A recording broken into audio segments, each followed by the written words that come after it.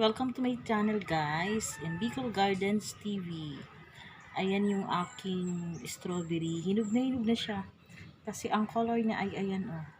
Actually, sa sobrang bigat niya, ayan, na-fold na yung kanyang tangkay. Ito oh. Hinintay ko na lang na mahinog na nakakonect pa rin siya kasi ang bigat niya. Ang laki oh. Ito yung 3 fingers ko. Ayan oh. Ayan. Ang laki niya talaga. Para siyang chicharon bulaklak. Tapos eto mahinog siya.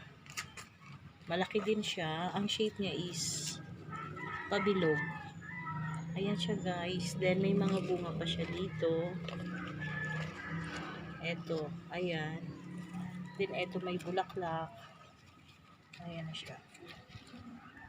Marami pang mga manibalang tsaka hilaw na bunga ang tanim kong strawberry. Kahit pa isa-isa, ang importante ay merong na-harvest. Ayan siya guys. Then basta may mga paisa-isa pa siya. Ito may bulaklak. Ayan, may bulaklak siya. Ayan, may mga runners. Ayun yung runners, oh. Ayun siya guys, yung runners. Actually, marami akong kinakat na runners kasi pinupwersa ko nga siyang pabungahin. Ayan, may naglalabasa na runners. Kinakat ko siya. Ayan ang runners. Inaalis ko. Para tuloy-tuloy ang pamumulaklak. Yung nutrients ng strawberry ay mapunta dun sa pinaka crown lang para mapersa siyang magbulaklak. Ito yung may bunga. Ayan. Din ito, ayan. May magaganda yung bunga niya. Ayan guys yung bunga. Tas ito malaki na naman to. Pero ito talaga sobrang laki. Sa sobrang laki niya, syempre mabigat pag malaki. Nabali yung tangkay niya. Ayan, ang laki.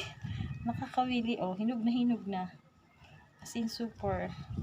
Ayan yung aking tatlong daliri. Ganun kalaki. Imagine, i-harvest na natin. Ikat ko na lang ng kamay ko. Ayan siya, guys.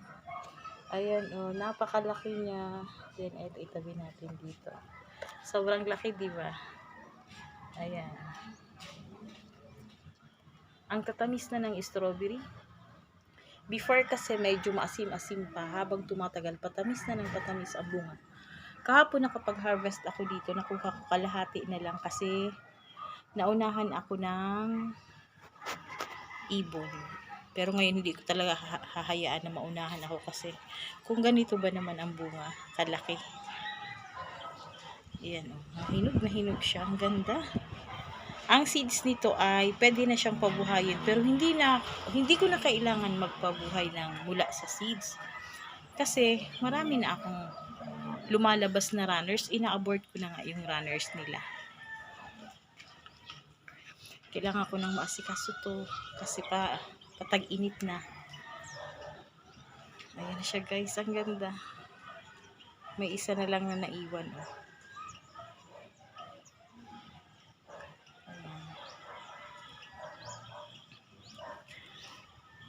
Ang laki talaga ng bunga. Ayan siya guys. Ang laki. Ito yung lagayan ko. Ayan, oh, nag-brown nga kasi na ano siya, na-fold siya. Ayan, ang kanyang mga buto as in mabubuhay na to. Pero hindi ko na to itatanim. Kakaiba din ng strawberry, no? Ang buto niya nasa labas. Pag madami na ang bunga nito, gagawa na ako ng strawberry jam. Ang ganda. Ang bango nito. As in, amuyin ko na. Ang bango.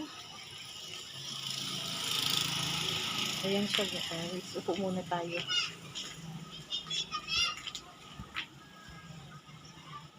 Ayan ang aking mga tanim. Nakazoom ka pala, ano? Ayun yung aking sidekick na pusa, naglalakad-lakad.